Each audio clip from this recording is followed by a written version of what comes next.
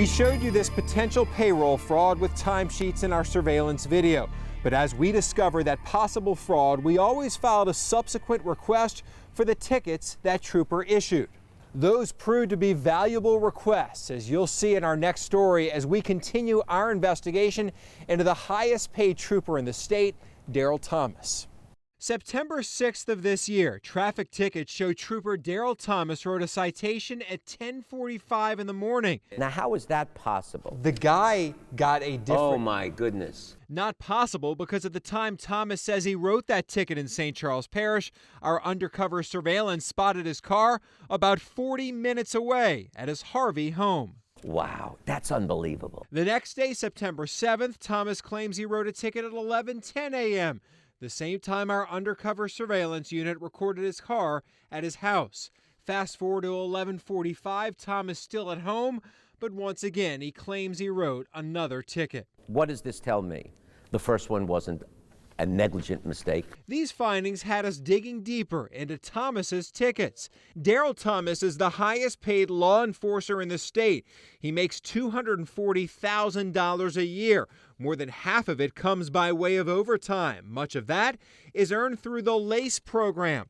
Our months-long undercover surveillance investigation found Thomas may have falsified timesheets, claiming he worked full LACE overtime shifts, but instead spent much of that time at his house. Thomas can't be two places at the same time. Now, he is writing these tickets, but we figured out what he may be doing, falsifying the times on some of these tickets to justify his overtime.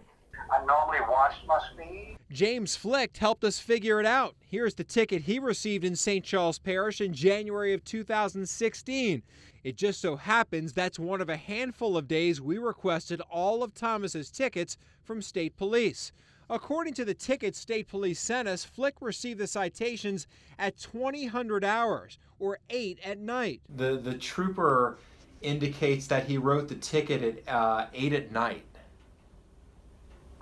No, it definitely wasn't 8 at night. Flick says Thomas flagged him on his way home from work around 3 in the afternoon. I know this definitely wasn't at nighttime. This was definitely during daytime. I've never gotten a ticket at nighttime. So we requested dash camera video from state police, and it shows Flick receiving his ticket in daylight, not 8 at night. In fact, the timestamp shows the video started at 14:59 or 2:59 in the afternoon. Wow, that is really amazing. I mean, that establishes to me that this was a preordained, thought-out plan to falsify the citation records for the purposes of obtaining compensation under the LACE program. There can be no other explanation when you separate the two out. But there's more. Flick sent us the ticket he received from Thomas. The time, while not fully legible, is different. Most noticeable, the 2 found on the state police version that indicates 8 at night is missing from Flick's copy. He separated out the original from the copy.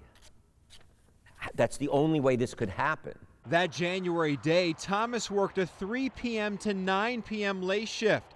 In addition to Flick's ticket, Thomas alleges he wrote citations at 4:47, 6:30, and 7:49. But that's impossible because according to his dash camera, he didn't write one ticket after 16:22 or 4:22. Here's dash camera video from the ticket Thomas says he wrote at 7:49. The timestamp 15:17 or 3:17 in the afternoon. And it's just slam dunk evidence of his intent to deceive and to falsify.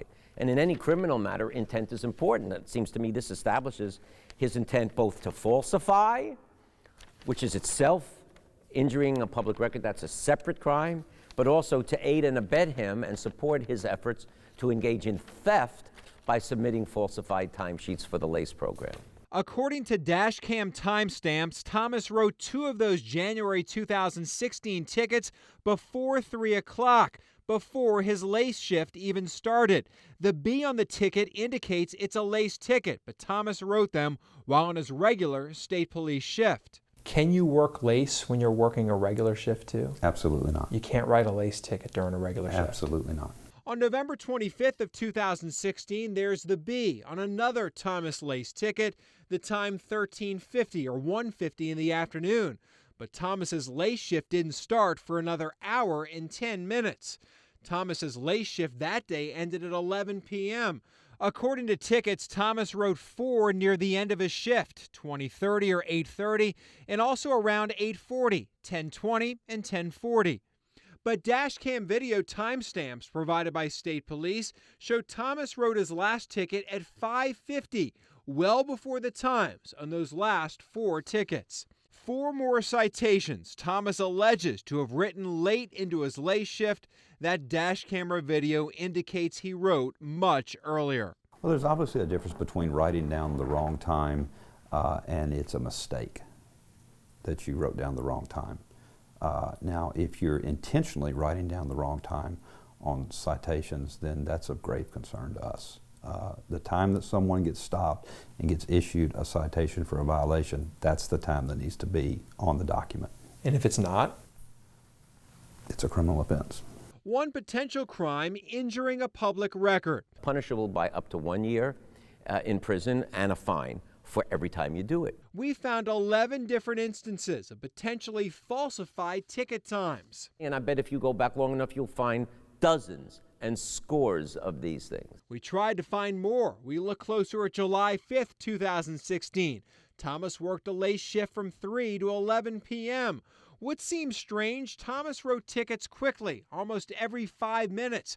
Look at the amount of time between each one, where he alleges he found a speeder, pulled over the car, wrote the ticket, and found another violator. It's inconceivable to me that you could do 2 or 3 tickets in the space of 10 or 15 minutes. A ticket every 5 minutes. 1 ticket, possible, but multiple tickets For a full hour.